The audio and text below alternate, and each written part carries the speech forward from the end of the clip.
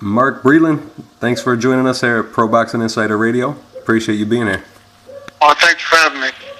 All right, and you're from Brooklyn. Tell me about Brooklyn, where you were born. What part of Brooklyn are you from? Well, I grew up in Bedside, Brooklyn, in Tompkins Projects. Yeah, that's where I started. It wasn't really rough coming up. You know, as a kid, I just, I've always, like boxed and did something, played football, baseball, basketball. Well, I wasn't good at basketball, but I was always doing something. Well, I'm glad you weren't good at basketball because you might not have got into boxing. You got a point there. And so it wasn't a bad neighborhood to grow up in?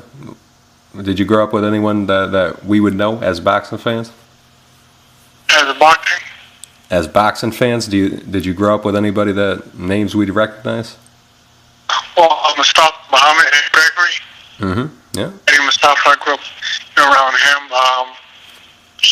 Who else? Well, another fighter named Kevin Isaac, heavyweight, years ago. Yeah. A lot of names. And take me inside the Breland household. What was that like? Well, I have three brothers, myself, and two sisters. But it's quiet, nothing, And were your brothers involved in boxing? No, my brothers. Two was in college, and one was just younger than me. Mm-hmm. And what kind of kid were you? I was pretty quiet. I always, at the age of 7, 8 years old, I started boxing, and at the age of 8, I started boxing, and I was always doing something, boxing, playing basketball, playing football, and stuff like that. So I never really got a chance to, I guess, be a kid, do kid stuff. Yeah. Who got you involved in boxing and interested in the beginning? Well, it was an old friend of my parents. His name was Elijah Best, but everybody called him Goat, a short guy. And he liked boxing. He always liked boxing. And he used to tell me about, he used to talk to me about boxing. And he took me to see Muhammad Ali and Joe Frazier when I was 7 years old. Oh, wow. We had to go and we was way at the top. Wow. I mean, just being there was something for me. Yeah, must have left an imprint when you left. Oh yeah, definitely. So how old were you when you first walked into a gym? 8 years old. Yeah, 8 years old. And were you good right away? I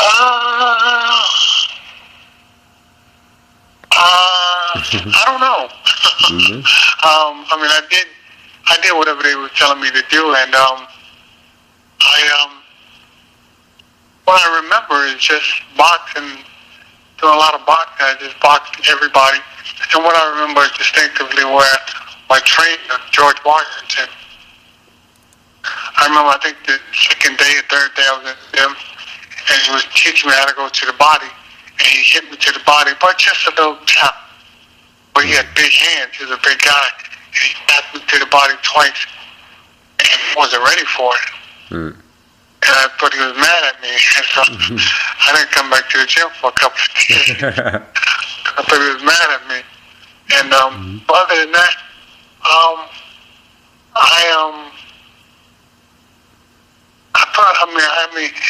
listened to the things that he was telling me to do, and I did pretty much everything, He would show me, and then I've seen other guys do the bigger guys in the gym, see them do different things. I just picked up a little bit here, a little bit there. Yeah, and who would you see growing up in that era in New York gyms? You'd see Eddie Mustafa Muhammad, I'm sure. Eddie Mustafa Muhammad, Sal Manby. Because you had Gleason's gym back there, the old Gleason's gym. Mm-hmm. Yeah. Well, not that old, but Gleason's gym. And you get guys that come from different Well, the boxing was a little bit bigger. Well, boxing was much bigger back then. So, like you said, you would see a lot of guys. I can't think of all their names right now, but there was a lot of guys that used to come, pass through the gym. Yeah, and you're a 4-time New York Gold Gloves winner? 5-time New York Gold. Yeah. and describe who would you be fighting in those tournaments back then? Any recognizable names? On the Golden Gloves? Yeah. That's right. It was 80 to 84. I forgot to include 80. I'm sorry. Right. Well, I think the biggest thing for me, heading into the Golden Gloves was, seeing Muhammad Ali and Joe Frazier fight at the Garden. Mm-hmm. And now it's my opportunity to fight at the Garden, and with the lights are out, and you got that beaming light on you. And it was just a flashback of watching Muhammad Ali and Joe Frazier, and I was like, wow, I made it. Whether I would have won or lost that night, I knew I made it, where Muhammad Ali and Joe Frazier was at. Yeah. That was the big thing for me. And if you look at your total record, you're 21-0 with 19 knockouts and 14 coming in the first round. Like, that's unheard of. Well, the record changed so many times, but it's 24-0 with 23 knockouts. Well, just one man lasted the distance. That's crazy. Right. Well, I remember the fight. Mm-hmm. I think it was in the semifinals, or the quarterfinals. No, semifinals. And the guy hit me, because I always wore braids in my hair. I used to wear 4 or 5 cornrows going back in my hair. I had long hair. And this particular fight, I take my braids out, and so I got an afro, and nobody knew who I was in the gym. Everybody sitting around waiting on me, waiting on Mark. I'm like, I've been here for the last half an hour. I said, nobody knew who I was. He's like, wow, we never seen you with your hair out. And I got hit in the fight and went down, got up, and I went to the barber shop the next day and cut my hair off. Yeah. It was like a little bit of like Samson, I guess. Mm-hmm.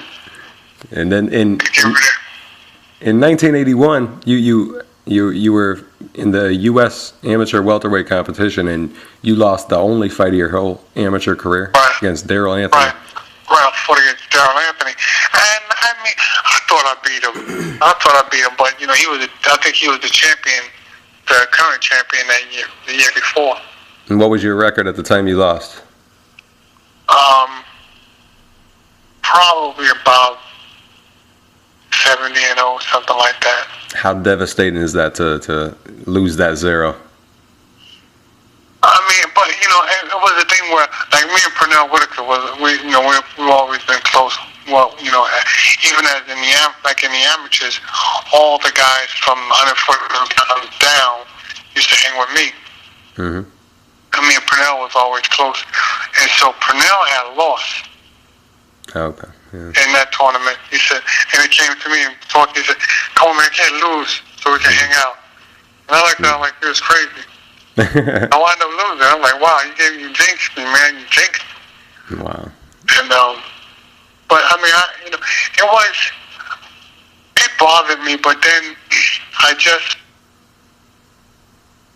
I just blanked it out so quick to the point where Mm-hmm. Yeah. But the next couple of tournaments, after that, I was just knocking everybody out. Yeah. Like, wow, this guy, his whole style changed. Yeah. Channeled your anger, Yeah. and then in 1984, you qualified for the Olympics in Fort Worth, Texas. How'd you feel when you found out you were going to be in the Olympics? Well, I felt great then. It was the thing where, because I had to fight this guy 3 times, Lewis Howard from St. Louis.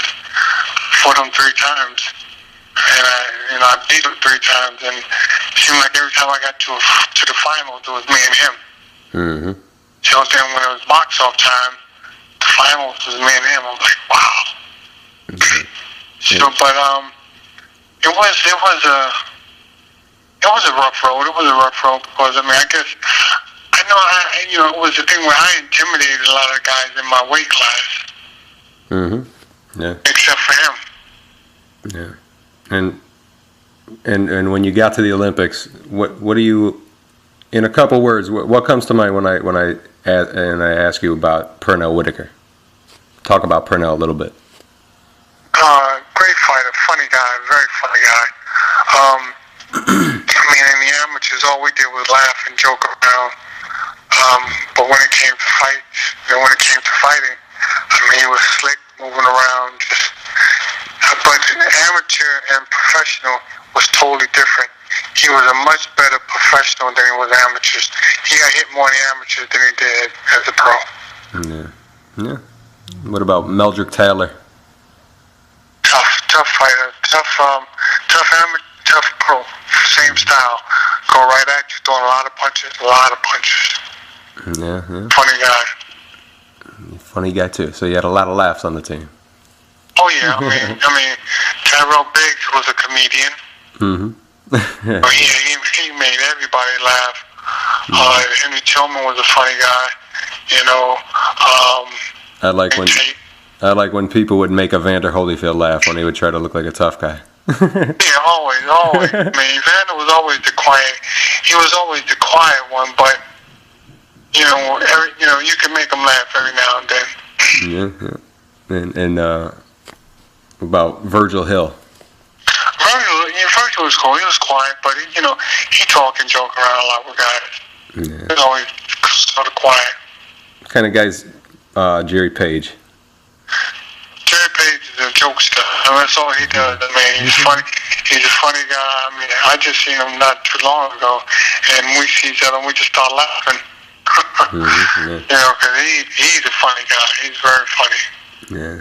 How about but Frank? I think that's what picked the team up. Everybody just made everybody laugh.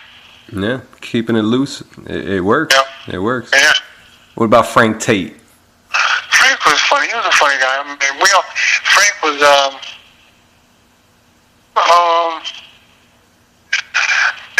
which is funny, which is weird.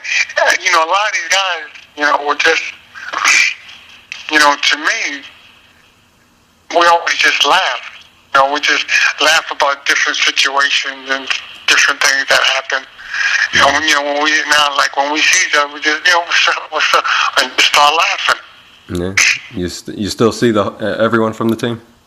Yeah, I still run to these guys, and we just, we start laughing and joking around. Yeah. And what about Paul Gonzalez? Paul was quiet. But Paul was real. I can't say real quiet because he used to laugh and joke. He was a jokester. He laughed and joked a lot too. Mm. He was a funny guy. All these guys was. Let me see who was serious on the team. Steve McCrory. A jokester. Steve was funny. Steve was real. Steve was I think he was probably the funniest guy on the team. Yeah. He kept everybody laughing and joking around, dancing around. Not the same. I miss him a lot. Yeah. What about Robert Shannon? Shannon was, a guy, he talked a lot, joked around a lot. I think he was like the most experienced guy on the team. Mm-hmm. And I guess it was Evander was a serious guy. Evander was I would say Evander was the serious, the guy who was, I guess, the most serious. But he would make him, he would laugh every now and then. Yeah. What do you think of this year's Olympic team? Are you interested at all in the amateur system at all? No. I mean, I think I know one guy. Just another guy. Yeah. I think one guy from Long Island. Mm-hmm. Marcus Brown? Marcus Brown, yeah. I spoke to him once. Other than that, I don't really know too many of them. And why do you think we're not as successful, and not even close, as we used to be?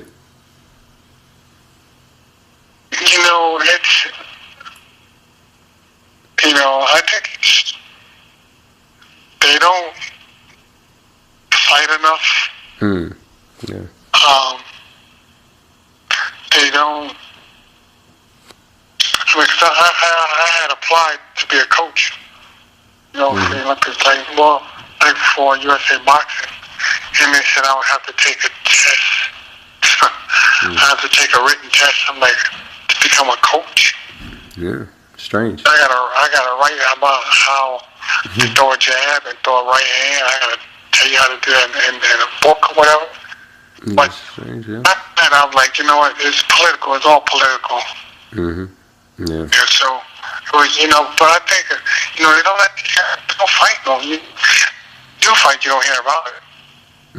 Yeah. Because when we were coming up, we were on World Sports constantly. We were always on TV, ABC, CBS. Yeah, you'll never see people have 100 fights anymore. No. It's not going to happen. I mean, Purnell had over 200-300 fights. All the guys I fought, all the guys back then had a lot of fights. I mean, we were pros as amateurs back then. Yeah, we were about as good as the Cubans. It was like the Cubans. We were talented. Now it just all vanished, disappeared. Yeah, I mean, guys, if you watch these guys today, they don't jab. I know. They don't feint. Yeah. No fainting. No, they don't. If you say feint, they fall out. They think that's what that is. Yeah. Don't feint or you just pass out. No, I don't mean that. That's what they feint with their head. Yeah. I'm like, wait a minute. So if you feint and I throw a jab, I'm gonna hit you. Yeah. No, they don't even know what feint means. It's sad. It's sad the state of boxing in America now. It's depressing. I teach a guy, throwing a jab, and I look at guys, but then you know what I blame it on? You know what I blame it on? In the sense where I go to gym. Well, okay, like the gym I grew up beside gym, right? There are guys in the gym that never boxed. Wow. Right? Now, and they watched everything that went on in the gym. They watched the coach. They listened to the instructions that the coach gave you. Jab, hook off, jab, 1, 2, hook right hand, whatever. All they know all the different combinations. But they never went in the ring. Yeah. Now they're picking up these kids today, throwing a towel on their shoulders. Now they're trainers because they know what to say. Yeah. Anyone could be a trainer. It's true. So now everybody's a trainer. I mean, I see a lot of guys that I see. There's a lot of guys that I see. I'm like, wow, he's a trainer? Wow. And it's more shocking when you hear what they're telling the fighter in the corner. Like, I'm like, your fighter come back to the corner staggering. What you go tell him? Suck it up.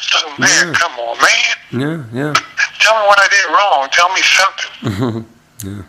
But, you don't see that. And I think that has a lot to do.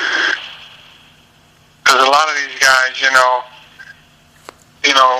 them in the gym, and the first thing they do, all right, drop your left hand down like this here, put your right hand right here. That's Floyd. Everybody's not Floyd Mayweather. Yeah. Every time you see a dynamic fighter, you see a bunch of people trying to fight exactly like him, and they can't. It happens all the time. Yep. I mean, and these are guys who just walk in the gym. And yeah. The first day in the gym, the first thing they put their hands down like that. I'm like, and then you can, and see another thing. You have guys who may have potential and get with a trainer who's teaching them all the wrong things. So when you get him, now you gotta try to erase all that. Yeah. And that's why people like you are so important. We need people like you teaching the kids. I don't know why they don't just simply call you for giving you a job. Oh no, I tell a guy, I'm like, look, you gotta use your jab. And when I work with a guy, I'm like, jab, use your jab. And they're like, man, one guy said, man, only tell this guy to do his jab. I said, because if he jabs, it's easier. Yeah. I said, everybody said, well, walk your right hand. I said, no. If it wasn't for my jab, my right hand would have never worked. Yeah. That's what George Foreman said. He said, "This sport's easy if you have a jab," and it's the truth. Yeah, so if you jab a guy, you can blind him. You can jab a guy, you can daze him. I said, now you got to think about your jab. And he forgot about your right hand. Let it go. That's the state of the game today, and it's sad. Yeah. But take me back to LA '84. How long did it take you to mesh with the team members and start like getting closer together as a team and knowing you were a special team? Oh no! See, the thing about it, we knew each other. Mm-hmm. All of us, we knew each other from way back. Mm-hmm. From the tournaments, we knew each other from like age 16. Yeah. And we've been fighting together. We always fought together on different tournaments. So, when we made the team, we was like, hey, here we are. So, and we was a team. Mm-hmm. Yeah. So everybody helped everybody. Yeah, not everyone does that. That's the special part about the '84 team. I'll never forget when Evander won his championship and Purnell was happier than Evander. Yeah. You don't see that no more. Unselfish people. Not at all. No, it's the thing where I seen the 2008 team up and they was in Gleason's gym. And, I'm watching the guys and guys are hitting the pads, guys over here, guys doing this, guys doing that. I'm like, this is not teamwork. Yeah. So, everybody's trying to be cuter than the next guy. And, and I'm like, nah, that's not how we did it. Yeah. Yep. And what teams did you have to really respect it? And actually '84 the Cubans weren't there, right? And the Russians weren't there. The Cubans and the Russians weren't there, but I had just beat the Cubans and the Russians. Mm-hmm. Yeah. Pretty much before that. How do you think that '84 team ranks in compared to the '76 team? And '88 was pretty good, and '92 too. But I think it's between '84 and '76. Yeah, it gotta be because '88 and the teams after us. Yeah. We were too sharp for these guys. Yeah. I think way too sharp. '76 team, it would have been a struggle with a lot of these guys. Yeah. But it would have been a nice one. Yeah. But after '92, '96 was somewhat talented, but after '96, it just went all downhill. Downhill. Everybody went down. I think because I think, these guys seen so much money coming in now, so everybody want to be a trainer. Mm-hmm. Yeah. So you just got to tell them to do it. You got to do it. Tell them to throw punches. Now you got a guy who's got a good chin who can punch. Mm-hmm. Okay. Mm-hmm. And just catch him. It's just sad. Yeah. And the state of boxing is how it is. It is sad and depressing, like I said. And when you win the gold medal and you're standing up there on the podium, how's that feel to have the music playing for you and you have that gold medal finally? What's that feel like? Honestly, I was relieved. Yeah, yeah, just happy. Because I guess at 21. I just turned 21 and I got booed for the first time. I got booed like in my second fight. And I went the distance with Canada in the first fight. I went the distance with Romania in my second fight, but I beat these guys 5-0. Wow. It wasn't even close. Mm-hmm. And I got booed. I'm like, wow. In LA. In LA, I'm like, wow, because everybody was used to knockouts. Mm-hmm.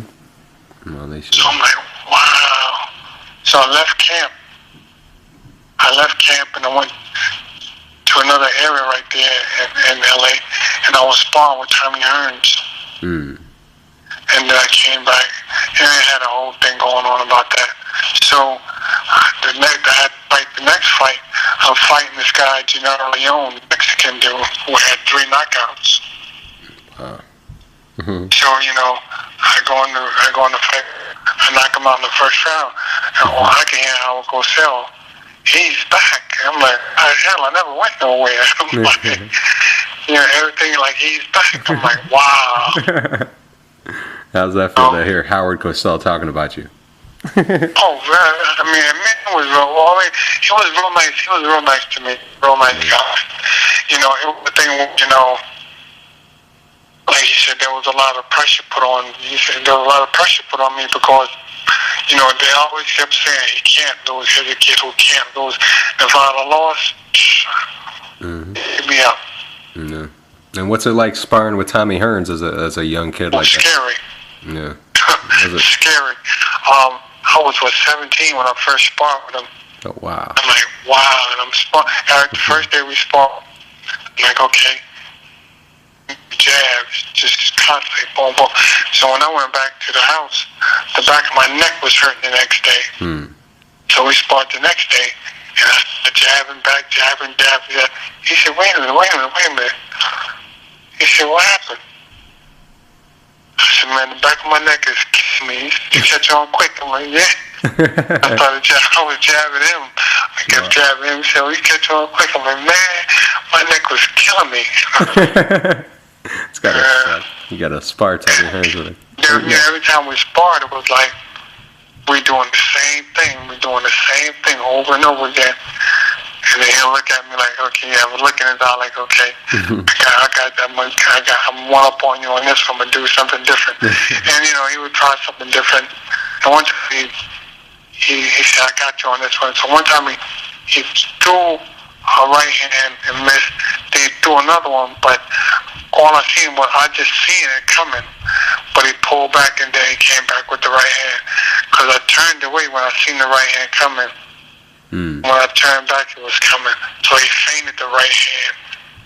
I'm like, damn, that was pretty. I was like, and I kept saying, how did you do that?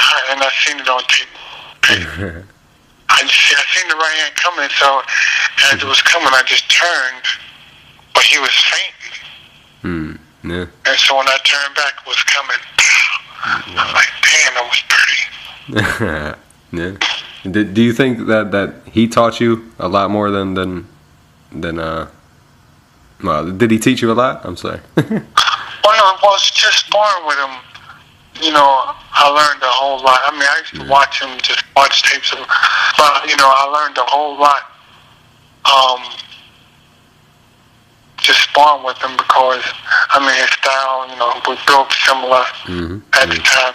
His style, I like his style and, big puncher. And, he showed me how to, with the jab. Yeah. A lot of guys do step a certain way. He was showing me different tricks. I'm like, wow, okay, yeah. And then throwing the right hand, like a little extra step he told me to do. And I'm like, oh, wow, yeah, this okay, I got you. I'm like, okay. And, I learned a lot watching him. Yeah, that's priceless. Yeah. Oh, yeah. Amazing. Oh, and I was 17 years old. Wow. That's great. Incredible memories. Do you still see Tommy a lot? Oh yeah, I talk to him every now and then. Yeah. Yeah, I wanted to go to the Hall of Fame. Yeah, Hall of Fame, but I had to go. I was in Colombia. Oh yeah, nice. That's a beautiful place. Yes. I've been there. I was actually married to Colombia, so. Kind of scary, but it's nice. Yeah, it could be scary. I saw some crazy things. Yeah, and you win the gold medal, and you make your pro debut at Madison Square Garden with a lot of other guys from the team, Purnell and Meldrick and Evander. Tyrell. Yep, Tyrell Biggs. What's that like to turn pro, have your first fight at the Garden, and with all your boys from the Olympic team?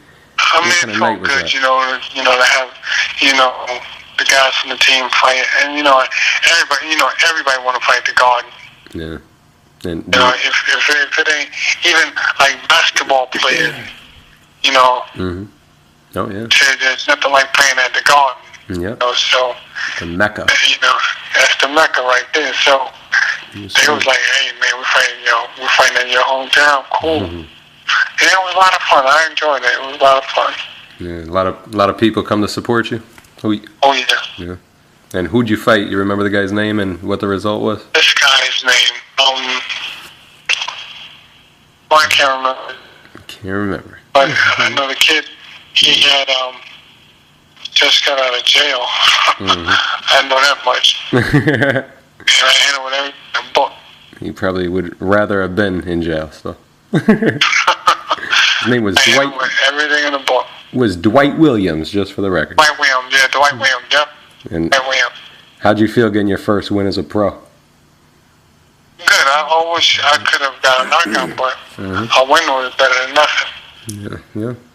And you have smooth sailing for your first 9 fights. You then fight a guy named Troy Wortham. Troy Wortham, yep. First time you went 10, and he's 24-0. How'd you feel going 10 rounds when it was over?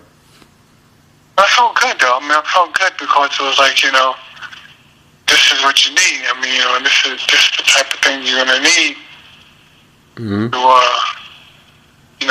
to make it big, because you got, you got guys who, I mean, my thing is like, now you're going, like first, normally you go, 4 rounds your first fight. You did a 6-rounder. And then after that, I used to watch these guys do 10 rounds, 15 rounds. I'm like, wow. So I'm saying to myself, what's going to happen when I got to go that many rounds? And to go 10 rounds, I'm like, okay. I thought I'd be exhausted, but I didn't feel bad. Yeah. And you fight Daryl Anthony, the only guy to ever beat you as an amateur. Yeah. And how do you feel going into that fight? Was it a personal thing, or was it just a boxing match to you? Well, I mean, I wouldn't say personal, but I wanted to get him back. I wouldn't say personal, but I did want to get him back. And what was he like as a pro? Did he change much from his amateur days? No, what I remembered from the amateurs, he would have his hands up coming right to you, and I kept saying to myself, okay, I got a jab, and my jab was much better back then. Well, I mean, my jab is much better now. I'm saying if I can jab him, get the jab in, I could catch him. And I know he was a little more intimidated. So I went right at him. When I caught him, I'm like, okay, he's ready. Yeah, and you stopped him in 3 rounds. How do you feel stopping that guy? Extra good? Okay, extra. Oh yeah, definitely. I mean, because here's a guy who, beat you your first fight ever. There's a chance to get him back. You can go to the chance. Yep. It's like a little mini gold medal feel, I'm sure. Oh yeah. And then you have John Manduga, 24-0. What do you remember about that fight? He was strong, but he couldn't get away from my jab. I noticed that, I was jabbing him, and he couldn't get away from my right hand. And when I caught him, like, okay. I caught him clean. I was like, he's ready to go. I realized I hurt him, and just went right at him. Wow. And after all you've been through, you went to the Olympics, and you did all you did, accomplished all you accomplished. You did the Olympics and had the amateur experience that you had, and you had nothing but success. Do you still get nervous going into your first championship fight for the vacant WBA belt?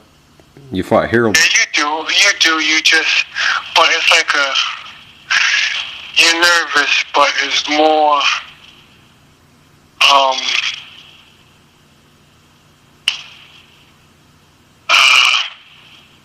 just that, I guess that energy or whatever.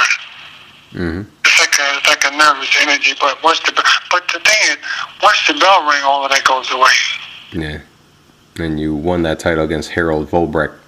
Volbrecht, yeah. And the funny thing with that fight, I had broke my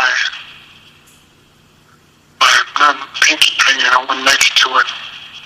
I had broke that finger, broke my hand 3 weeks before that. Wow. So just don't cancel the fight. I'm like, no, just put it in the cast. No, so you couldn't spar at all. Couldn't spar at all. No, I couldn't spar. I sparred a little bit, but I couldn't really do much. But when the fight came up, I just knew I had to use a jab, and I can hear that commentators say something must be wrong with his right hand because he's not throwing it. Yep. Because I'm throwing a jab, and I'm concentrating so much on the jab to where it was so hard to do. I'm trying to get the clean shot to throw the right hand. Mm-hmm. And once I got it through there, then I felt much better. Yeah. Well, I guess once I got it through, I got it through. Yeah. And that's all it took you. See, the jab won you the championship. Yeah. Now, how's it feel to win the championship compared to the gold medal? Does it feel similar, or which one was more enjoyable? No, the gold medal was much more enjoyable. Yeah. Because it's something that, no one can take away from you. Yeah. Yep. And you beat, you beat the best of every country that you, the best of what they had out there. Yeah. And then you're the champ, and you go on kind of, I guess, a world tour. You go to Italy. What was it like in Sardinia, Italy? Sardinia was nice. It was real nice. I liked it. And you fought Juan Rondon there. Tough guy. Rondon. What was that fight like? He was kind of very awkward. Mm-hmm. Kind of an awkward guy. Yeah. I'm throwing punches and he'd block him. He was more there just to, like he was just trying to survive. Yeah. Yeah. Pretty good fight though. Then you come back home and you fight Marlon Starling. What do you remember about that fight? Man, I threw so many punches in that fight. Yeah. And I was just so exhausted. Mm-hmm. I guess my first fight, in my mom's hometown, my family's hometown in South Carolina, and it was hot. Mm-hmm. I know. And I'm throwing so many punches and punching. And they finally caught me. I'm like, oh, that was that. But I learned a lot from that fight. Yeah. Did you know his nose was broken during the fight? Oh yeah. Yeah. Let me just. He talks about it now when we talk. Me and him real close now. Mm-hmm. I was hitting him with jabs. I felt it was like a brick wall. Boom. And he kept saying, and he always tells me, he says, man, he said, mark jab is like people's right hands. Mm-hmm. Yeah, that's what he told me too. I can attest to that. Yeah. And he was tough. I hit him with everything. He was right there. Mm-hmm. Yeah, he was unstoppable that night, and he stopped you in 11. That was the end of the streak. And how many fights did you win in a row now? You won 70 fights before you lost your first amateur fight, and you went the rest of the way unbeaten. It must be hard for you to lose. How's it feel to lose after all that winning you did? But I didn't like it, but it was like, okay, get back up. Yeah, it's hard to do when you never have to. No, it wasn't hard to get back up. It was like more of to me, like an embarrassment. I'd like to embarrass myself. Mm-hmm. But then I'm like, how many people can do this? Yeah. I thought to myself, how many people can do what you do? It's true. It's a difficult sport. The hardest one. Yeah. And you return against Javier Suazo, and you got a 10 round decision. Yeah. And then you fought Juan Antonio Villa, and you TKO'd him in 3. And then you had the rematch with Marlon. What do you remember about the rematch with Marlon Starling? Good fight. He kept coming, and I'm throwing a lot of punches still. I thought I had the edge on him, but I guess he won. I guess it was a draw. Yeah. I think he told me that he thought you won that fight. Maybe he told me that. I thought I had the edge on him because the jab was killing him in the right hand. I thought I hit him more. I thought I outboxed him. Yeah. And they called it a draw, and it got a terrible reaction from the crowd. What were you thinking when the decision was read? What was going through your mind? I just knew. I kind of just knew I won. Yeah. Did you feel like you got robbed though? Did you feel like it was a robbery? Yeah, I mean, I kind of thought, I was like, wow. And I looked at it where, well, maybe they're trying to get him some big fight or whatever with somebody else. I don't know. Something like that. Yeah. And you came right back a few months later and got a couple first round KOs, and you got your shot at the same title against Sung Soon Lee. Sung Soon Lee, the Korean dude. And you stopped him, knocked him out. The first, yeah. How'd that feel to win your title back? Felt great. Feel better than the first time? Well, it felt better than loss. Yeah. Better than losing it. Yep. And you fought the tough. Amazing feeling. Was the second time you won the title better than the first pro title? No, the first one was better. First one was better.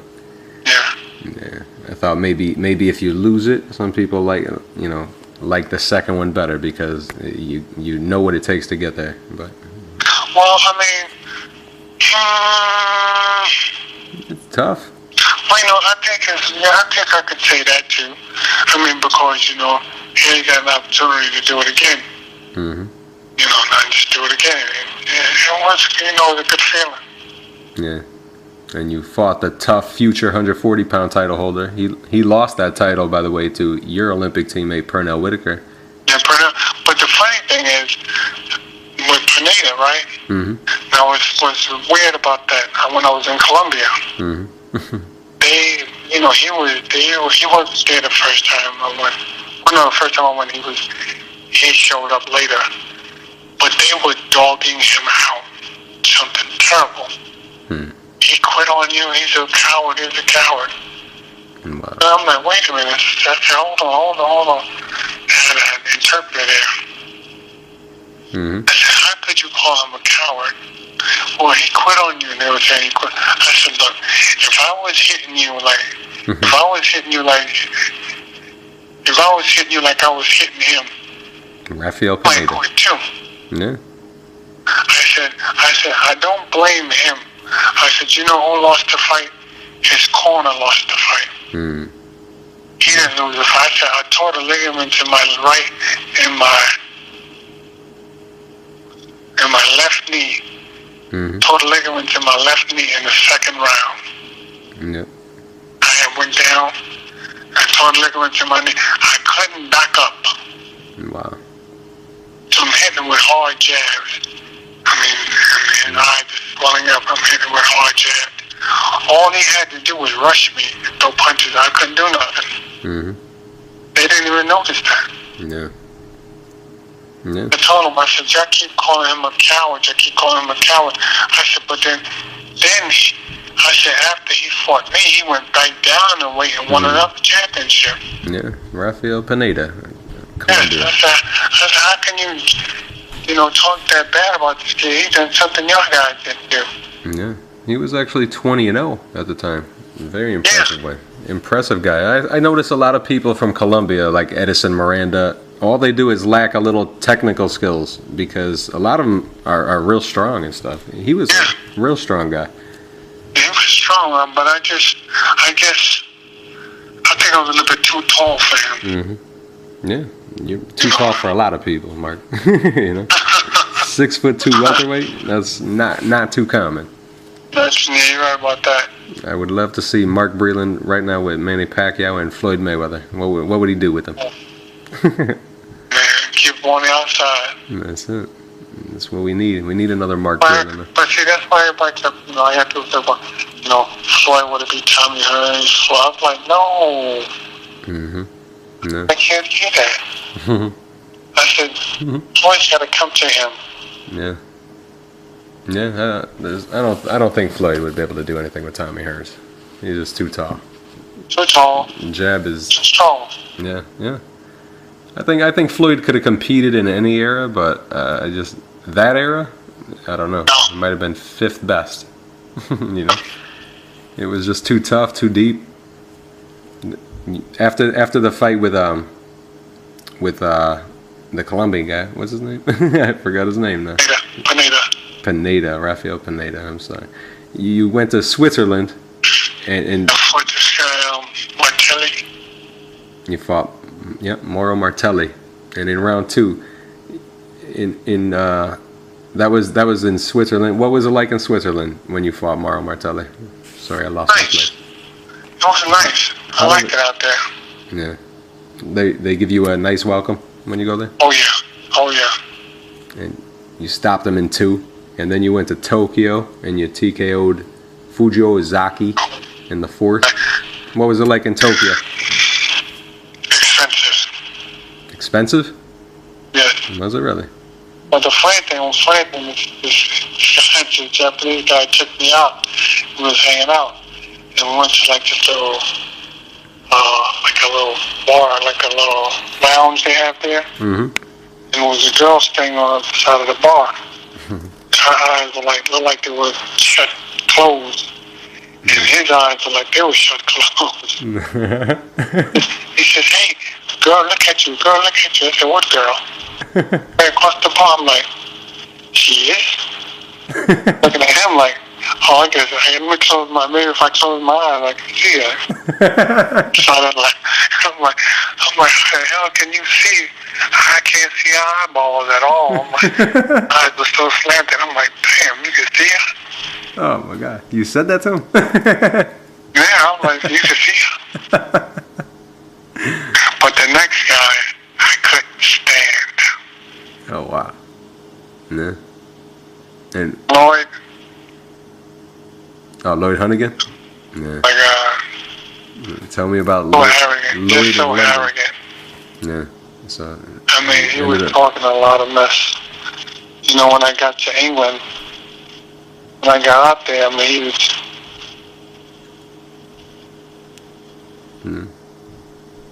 And. Hold on one second, all right? Okay. Yeah, but Lloyd was very arrogant, you know,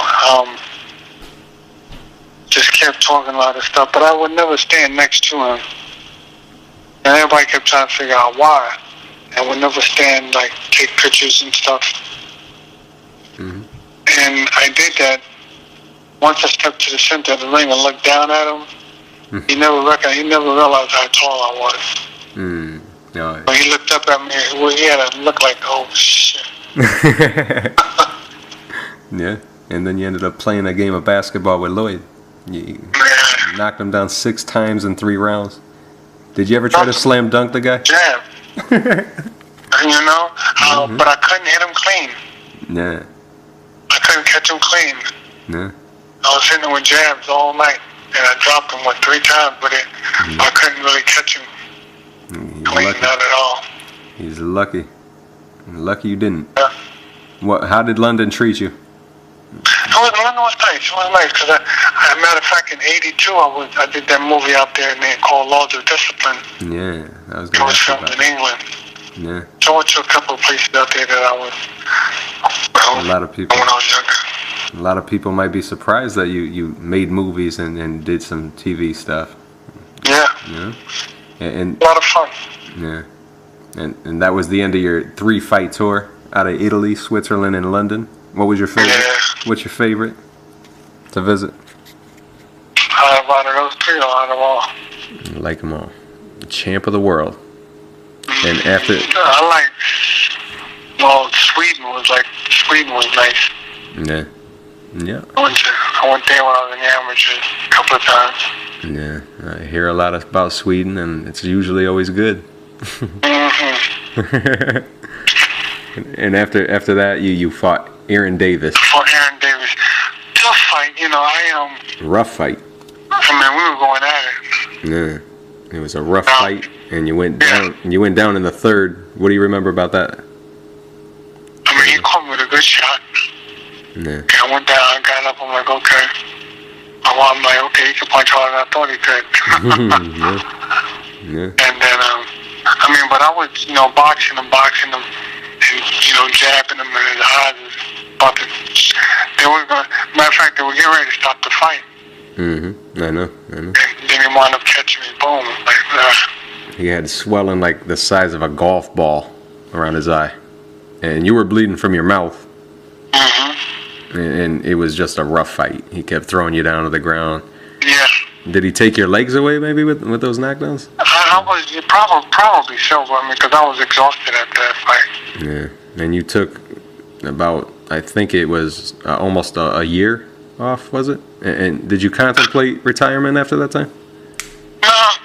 It was like 9 months. I just figured I'd take a little time off because that was a rough one. Yeah. So you knew you were coming back. You knew you weren't done. Right. Then you came back 9 months later, and you fought Ariel Condi, and you scored a first-round knockout, and then you beat Henry Anaya Jr. And you won a 10-round decision there. And then you fought Jorge Vaca, and you lost by TKO in the 4th round. And the thing about that, I just, I was beating him in the fight. And my niece had just passed away. And I was beating him in the fight, and I just stood there. And the referee was, I think Davy Pearl, what's his name? Davy Pearl? Might have been him. And he was like, Mark, you alright? I'm like, yeah. And he said, okay. He said, box. And I stood there in the ropes. He just stopped the fight. I just, everything just left me on that one. Yeah. Because I was beating him. Yeah. And did you think that was your last time in a ring? Because after that fight... I thought I was going to stop after that. Yeah. And you were gone for 4.5 years. What'd you do during that time? Just train dogs. Train dogs? That's what you did? Yeah. Did you stay in the gym at all, or did you just... Back and forth. Then I figured, let me try it again. Yeah, that was 4.5 years later, and you return, and your return's in Brooklyn. How'd you feel fighting Ricardo Smith in your hometown, coming back? I figured, let me try it again. This is where I started. Let me try it again. I felt good fighting him. It was good fight. It's a good knockout. And you fought Buck Smith. Buck Smith. 100, almost 200 fights. You don't see records like that. What's that fight like? Even though he's the only guy that's never been knocked out. Yeah. So my thing was I got to knock him out. Yeah, you did it. And you fought Daryl Lattimore. First fight at the I Garden. remember him from the amateurs. Yeah. But I don't think I never fought him in the amateurs, I don't think. No, didn't. Bobby Butters. Yeah, Bobby Butters too. And that was when you fought Lattimore at the Garden, and that was the first time you were fighting in the big room since you made your pro debut. How come you didn't fight? How come you didn't fight at the Garden more, being a New York boy, growing up? I don't know. I guess all the fights they had scheduled for us was out of Atlantic City. I have no clue. Got a point there. Yeah. And after that, you went through Bobby Butters like you were a hot knife. TKO'd him in 2, and then you fought Ricky Haynes, and you won a 10-round decision. How come you hung up the gloves after a win streak? You put together a pretty good win streak coming back. I figured, I want to go out a winner. I don't want to go out saying I lost. When you stop fighting because I lost it, I said, let me go out on top. Oh my, I feel if I'm going to go out, let me just go out with a win. That was it. And when you left the ring that night, did you know that was your last time in the ring? Yeah. Oh, you did. You have any regrets at all? I seen a guy that I knew. And we used to box. And we boxed in the amateurs a little bit. He was real slick, real sharp, real quick, good puncher. And he was talking to me, and I couldn't understand him too tough. I'm like, wow. I said, I'm going to quit. So it just... I'm going to retire, I'm going to quit. Yeah. And that was it. It was like an epiphany idea. It just came to you out of the blue. Do you have any regrets about it, or you're just content with the way everything went? I'm content. people ask me, well, Mark, if you could do it over again, what would you do? I said, well, nothing. Because everything I set out to do, I did. Yeah. You know, I won the Golden Gloves, I won the Olympics, I won the championship. How many people they could do that? Yeah. I don't know how many people say they did that. See that? Most people don't think of how lucky they are like that. It's good that you do. No. You know, you got to travel growing up. Not many people get to see the world like you did. You're lucky. You got to count our blessings, you know? You're right about that. And you know, look at all of these guys.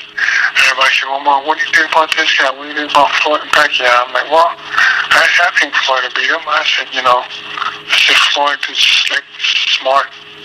I said, there's nobody out there who's going to beat him right now. Yeah. The only person that can beat him is himself. Yeah, and father time, that's it. Yep. And you train fighters now, too. Who do you got? You work with anybody who we're going to be hearing about? Well, Deontay Wilder. Yeah. What's next for Deontay? He's a heavyweight from, he was in 2008 Olympics. He was the only one to win a bronze medal. Mm-hmm. He's the only one to ever win a medal. Mm-hmm. He was the green, he was lime green. Yeah. And how's he looking now? He's so much better. He's, 23-0 right now with 23 knockouts. Wow. So he's so much better. He's coming along trying to move him. Are you teaching him how to feint and throw nice jabs? But you know what it is? I've been trying that. But these guys got their own way of thinking, I guess. And I'm like, man, if you could just feint on these guys. And I sparred him one time, and I almost faint his trunks off him. And I'm just fainting. And he's breathing hard. I'm like, I ain't doing not one punch yet. Wow. Yeah. I said, you can get that concept right there. You got it. I said, guys don't understand that. Yeah. And he's getting ready to fight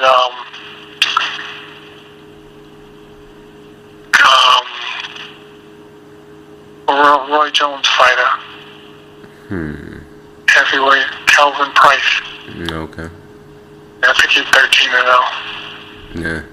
What do you think of that fight? What are you expecting? He's 6'7". And he looks just like Roy moving around.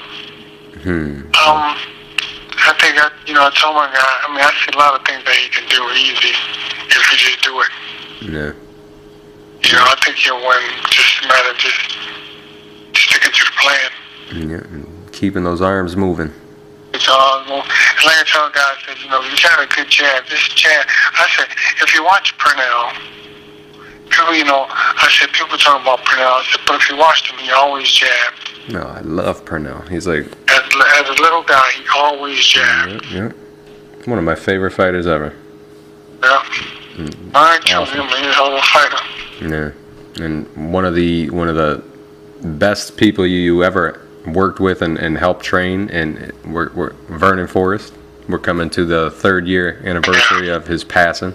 His stupid murder. I don't know why. It's senseless totally. Wish he was still here. What do you remember most when you think about Vernon Forrest? Tough guy. Not very nice guy though. Yeah. Tough guy. Cool guy. Very determined. When he's boxing. Very determined fighter. And all around, just very nice guy. Great human being. And brave. Man had balls and maybe too much, but. And that's the same thing I say. Sometimes you gotta take that loss. Yeah. And you mentioned doing Lords of Discipline, and how'd that come along? How did you start getting interested in it? This lady, her name Ellen Chenoweth from Paramount Pictures, of one of those agencies, saw me, seen a picture of me or something in a magazine, and they called me up and asked me, said, well, I'd like to speak to Mark Breland. And my parents said, hold on one second, I'm talking to the lady. She said, well, do you have any acting experience? I said, no. I said, no. I said, but I can act. Yeah. And she was like, okay, well, come down. And I went down and read for the movie. And he had me come back 2 more times. And he said, you got it. I'm like, huh? I'm like, cool. Yeah. Did you ever even think you'd be acting? Did that just was that just a spontaneous offer that you never even envisioned in your life? Well, I had a cousin who did some theater work back in the days, and I used to go watch him. I'm like, well, I want to do that stuff. When they call me up, I'm like, huh? Okay, cool. I like it. It's a lot of fun. It's a lot of fun. Yeah. You still want to get into it, or you done acting? Well, yeah. No, I'm still. I did He Got Game with Spike Lee, Summer of Sam with Spike Lee. Mm-hmm. And I did some theater a while back. I just finished doing some theater called Kid Shamrock. I did that last year. Yeah. We ran for 10 days and sold out for 8 days. No, that's great. They're going to do another one. That's really good. And what other shows and television programs you do? Well, I did Miami Vice. I was on Miami Vice. Mm-hmm. Did videos on the sisters and Big Daddy Kane. I think I was like one of the first boxers to do videos and stuff. Yeah. Might there be an Oscar award in your future, Mark? I hope so. I think you'd be the only champion boxer to win one. Vito Antuofermo got robbed in The Godfather Part 3. I think he was good. Yeah. He was in that one. But now, when I'm doing, I got this, Mark Breland Foundation. Mm-hmm. And I got this other project called Outside the Ropes. It's a group of fighters. It's about a group of retired fighters working together to improve the quality of life after boxing. Mm-hmm. We're getting guys, trying to get guys who are in need for health insurance and stuff like that, because after boxers retire, there's no insurance there with a lot of fighters. Yeah. So trying to help them get insurance and therapy and work and stuff like that. Yeah. I hope Obama wins so that they don't take away health care. Everyone needs health care. Yeah, you ain't learn about that one. It's pretty sad. Plus, I'm doing a short, another film short that'll be on the. It's gonna be in the International Boxing Film Festival. I think around November 30th to December 1st. Yeah. Then I'm trying to work on working on the children's books. That's great. So three-part series of. So you got a lot of positive things going on, Mark. Trying to stay positive on this positive tip. Trying to, actually with the book, do some with kids and try to keep them on the right path.